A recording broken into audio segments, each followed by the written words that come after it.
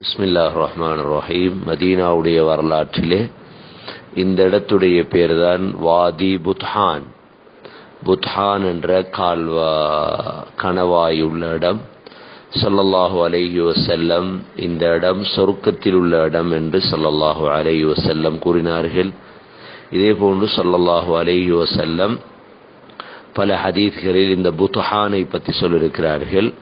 அஹ்ஸாபுடைய யுத்தத்திலிருந்து வரும் பொழுது ஸல்லல்லாஹு அலைஹி வஸல்லம் இந்த இடத்திலே வுது செய்தார்கள். இந்த இடம் தற்பொழுதும் மதீனா முனவ்வராவில் இருக்கிறது.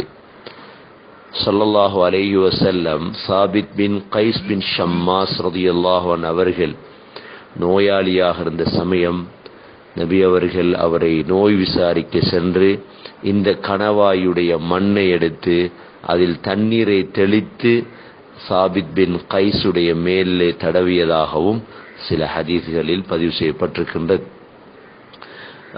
அவருக்கு தெளித்ததாகவும் ஹதீஸ்களிலே பதிவு செய்யப்பட்டிருக்கிறது. அந்த இடம்தான் இது வாதி புத்ஹான்.